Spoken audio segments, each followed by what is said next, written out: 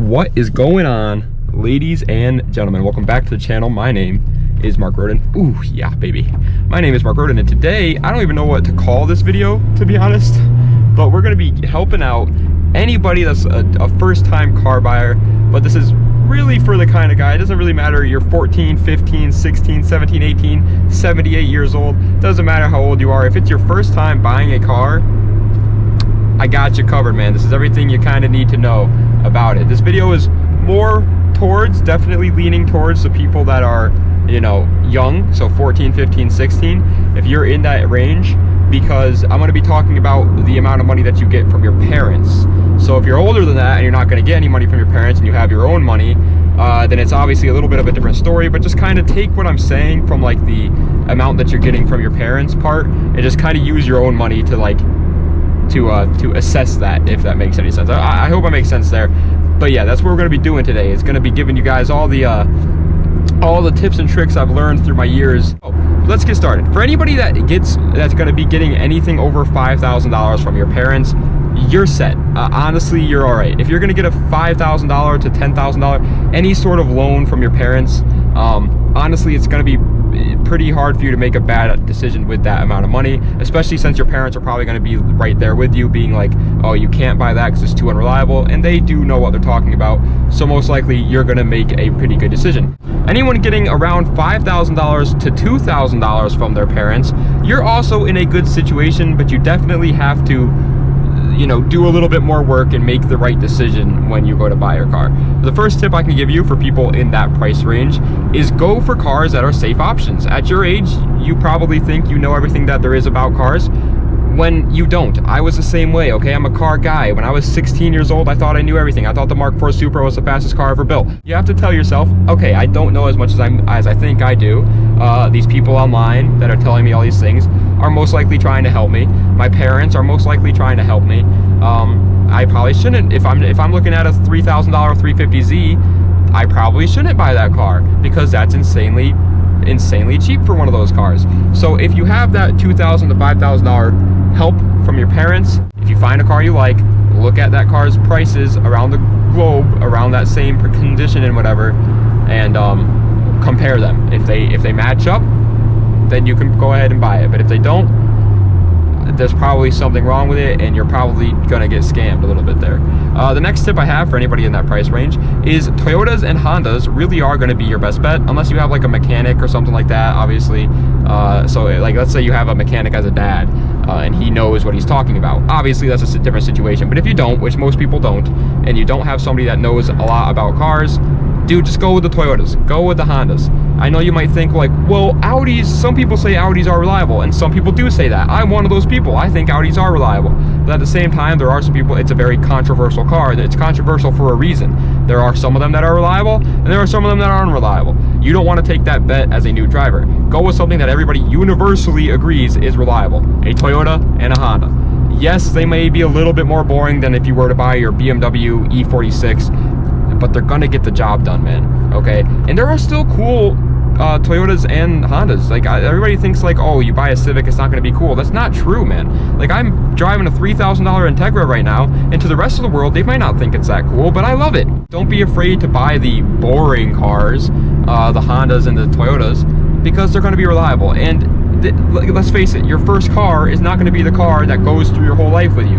If you get a first car, then you can use that car as like sort of an investment to get the car that you really do want. But for the people that are under the $2,000 price range that you're getting from your parents, you are in a tough boat for sure. The first tip I have for you, if you are only getting a $2,000 from your parents, is to get a job. It's obvious, everybody tells you to do it, but you should do it. Now here's the thing, with me, when I was 16 years old, I wanted a job because I wanted to buy a more expensive car. My parents wouldn't drive me to the job though, because they were always at work themselves. So I understand for a lot of people, it might not be possible for you to get a job. You might not be able to be driven to the job every day.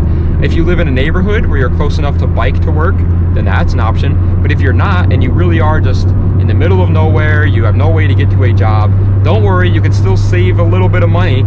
It's just gonna be a little bit, you're not gonna save as much, obviously.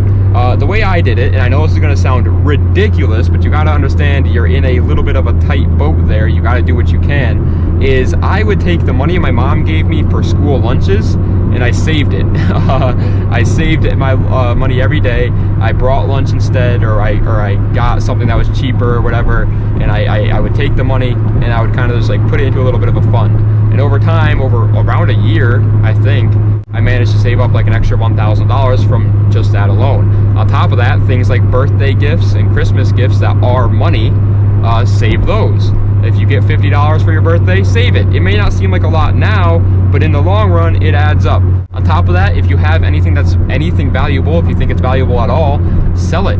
There are things that sell for way more than you would think of. If you have a cool Hot Wheels Honda Civic or something, you could sell it on eBay for like 10 bucks. Now, yes, $10 is not a lot, but again, it adds up. These little things, dude, you just got to keep adding. If you have an old Xbox or something and you don't play it anymore, sell it. You can get 50 bucks out of it.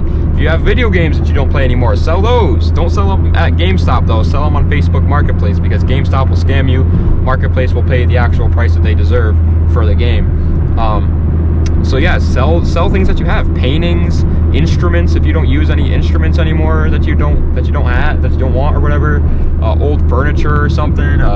Whatever it is that you have that you think may be valuable, or even if you don't think it is valuable but you just don't want it anymore, try to sell it. So obviously there are a lot of ways that you can make money even without a job as a young kid. It's going to take a long time, but you can do it. You can definitely do it, and you just got to keep yourself motivated and keep reminding yourself that even though it's only $10, that it adds up. You just got to keep, even let's say you make $10 every other day, so you make $5 a day. Yeah, that sucks, man. Okay, like I'm not gonna lie to you, $5 is not a lot of money for every day, but at your age, you don't have many other options. Now for buying the car, because obviously this is the part that a lot of people are probably going to be questioning. Use Facebook Marketplace. I use it all the time. Everybody, it is a little bit sketchy, that for sure, but for the most part, it's not that big a deal. Stay below 170,000 miles, I would say, for your first car. Especially, by the way, keep looking up Hondas and Toyotas, because that's what I meant for the 100. If you're buying an Audi, 170,000 miles is scary. 170,000 miles for a Toyota or Honda, however, you're pretty good. So stay below 170,000 miles. If you live in an area where rust is an issue, obviously look for rust. Salvage titles or rebuilt titles, they're not worth it. Don't even try. I bought my 350Z as a salvage title, and it was a nightmare. It took me 3 months to get it running, and if it wasn't for my dad, that car would still probably not be running. Manuals are fine. It only takes like a week to learn how to drive a manual. Don't get too stressed out about that. If you have to buy a manual car, or if you want to buy a manual car, just do it, okay? Stop scaring yourself. You're talking yourself out of it. Yes, it's gonna take a little bit extra time, but it's gonna be worth it in the long run. Stay away from cars that are on their second engines. This kind of goes back to the rebuilt title, salvage title baloney. If they're on their second engines, that means the first engine blew up, and that means that there was something wrong with it. The owner didn't take care of it before, or that second engine could just not have been put in correctly. A lot of scary stuff that can happen from being on a second engine. Don't buy an already modified car. Oh my God, I cannot stress this one enough. And this one, a lot of you young kids fall victim to. It obviously is a lot more intriguing if you see a car that you want to buy that already has the modifications that you want to buy put on it. But if it's that cheap and it already has those mods put on it, there's a reason for that. Though that person doesn't want it anymore. And if you put money and time into that car and he doesn't want it now, and he's willing to sell it for less money pretty much, there's probably something, he probably wants to get rid of it fast for a reason. Next is when you look at it, you can tell a lot from a person. This is gonna sound a little bit offensive to some people out there, but it is the truth. If a person looks gross, their car is probably gross. I'm sorry to say it, but it's the truth. If they can't even take the time to take care of themselves, then they're not gonna be able to take care of their car, okay? Now, at the same time, that's not like the only thing you should go off of, because I've met a lot of people who do take care of themselves, but their cars are disgusting. People that are gonna go look at a car, if you see a guy with, that's like very greasy, and he looks like a hard worker or something like a manual labor, that's not what I mean. That guy, in my opinion, isn't really gross. He's just dirty because he works hard. Those people, usually actually are the people that you do want to buy from, because they know how to work on cars, they know manual labor, they do that kind of stuff, they have taken care of their cars. So if they are like dirty in that way, like they look like a construction worker or a mechanic or something like that, that's a different story. But if they're filthy, and you guys know what I mean. I'm gonna stop elaborating on this before I offend somebody, but you guys get the idea. If the car is a problem that's a little bit out of your comfort zone when it comes to fixing it, don't test yourself, man. Not at this age. You shouldn't be doing that. So just, play it safe. Play it safe, man. So the next tip is, don't worry about getting the coolest car right away. I've already kind of gone over this a little bit before, but go with the Hondas, go with the Toyotas. Yes, you're a car guy. If you're watching this video, most likely you're a car guy, and so it sucks, you want to buy your freaking BMW M3 as your first car. Dude, it's just, you can't make those types of decisions at that age, sadly. And think of it as, like I said before, think of it as an investment. If you buy a boring car that you don't really like, but it's a very good car, and it's got like low miles, and it's a Honda, it's gonna be reliable as hell, there's no problems with it, dude, eventually you can use that car to get a job. That job's gonna pay you a lot more money than you got before from doing all those little saving tactics. You'll be going from making $5 a day to making $80 a day if you're making minimum wage, and even more if you're making more than that. And so you'll be a-okay, man. You'll save that money fast.